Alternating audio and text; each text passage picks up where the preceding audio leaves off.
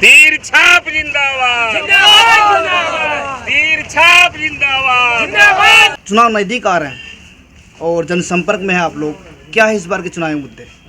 देखिए, इस बार का चुनावी मुद्दा देश के लिए, जो देश का जिस ढंग से आदरणीय प्रधानमंत्री नरेंद्र मोदी जी ने जो देश का विकास किया है, चाहे देश का आधारभूत संरचना में रोड, कम्युनिकेशन, रेल, बिजली के क्षेत्र में, एयरपोर्ट निर्माण के क्षेत्र में, एजुकेशन के क्षेत्र में, स्वास्थ्य के क्षेत्र में मानवीय सूचांक को आगे बढ़ाया है।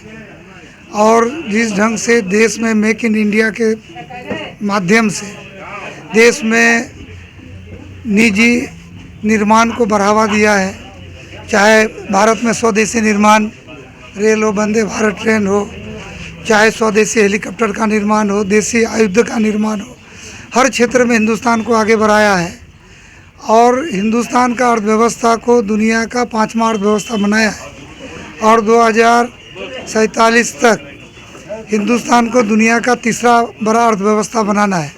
तो नेशनल लेवल पर जो प्रधानमंत्री जी काम कर रहे हैं वो देश का चुनावी एजेंडा है। उसके अलावे माननीय प्रधानमंत्री जी ने देश का भी विकास किया है और जिस ढंग से केंद्र सरकार से बिहार के विभिन्न स्कीमों का हम लोग जो है विकास का काम किए हैं और कुछ योजनाएं हैं जिसको हम लोग को आगे करना है। विकास में क्या किए तो रेल का हम लोग दोहरीकरण का काम किए हैं। कटिहार में 5 तरफ से रेलवे लाइन है जो कटिहार शहर के बीचों बीच से गुजरती है। कटिहार बरौनी, कटिहार तेजनारायणपुर, कटिहार कुमेदपुर, कटिहार मुकरिया, कटिहार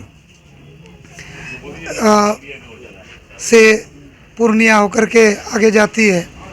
तो इन रेल खंडों को इलेक्ट्रिफिकेशन कराया गया, दोहरीकरण हो रहा है और इन रेल खंडों में हम लोग रेलवे आरओबी का भी निर्माण करें। कुछ 3 रेलवे आरओबी निर्माण हो गया, गौशाला में निर्माण हो रहा है आगे, और 7 रेलवे आरओबी बनाना है जिसमें 5 का शिलान्यास हो गया है।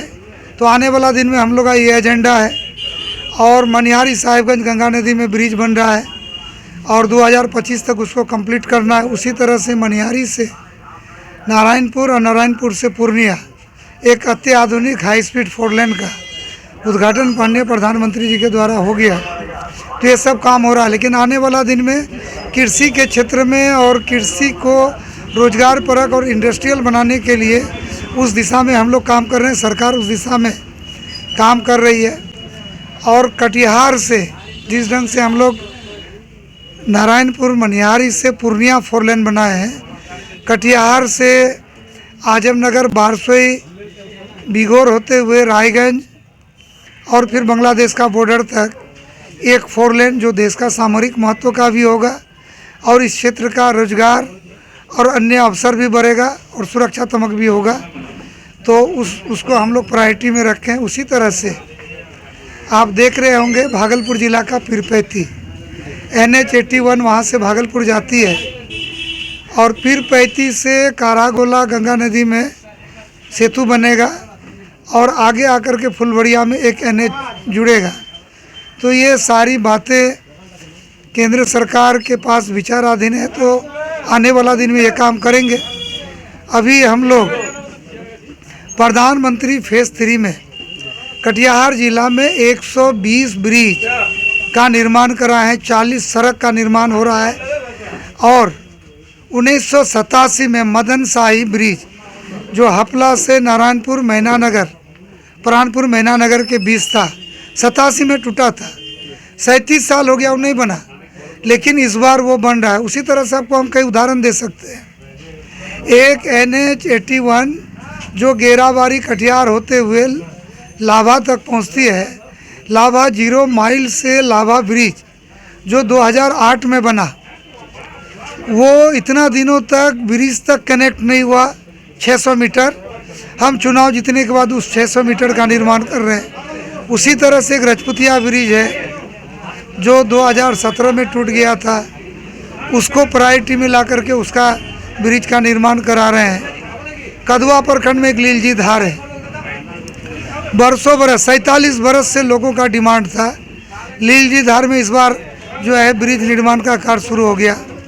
तो प्रधानमंत्री सड़क सेतु के माध्यम से कटिहार जिला में बहुत सारा काम हो रहा है, आने वाला दिन में होगा। और कटिहार का विकास, विभिन्न क्षेत्रों का विकास हम लोग का प्रायोरिटी है।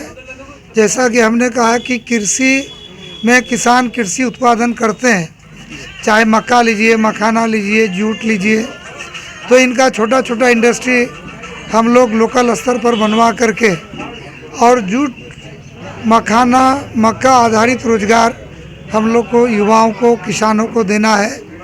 धान का जो राइस मिल है उसका जो मिलिंग है तो वो सारा एक एक व्यवस्था हम लोग करें। कुछ मिल निर्माणाधीन है, कुछ निर्माण हो रहा है।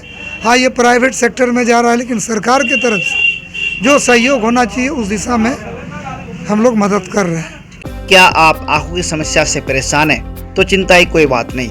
आपका अपना चहेता डॉक्टर मोहम्मद कुरबान अली द्वारा संचालित अतिक आई केयर सेंटर एंड हॉस्पिटल है ना, जहां अत्याधुनिक मशीनों और अच्छे डॉक्टरों से सस्ता और सुलभ मूल्य में इलाज कराया जाता है।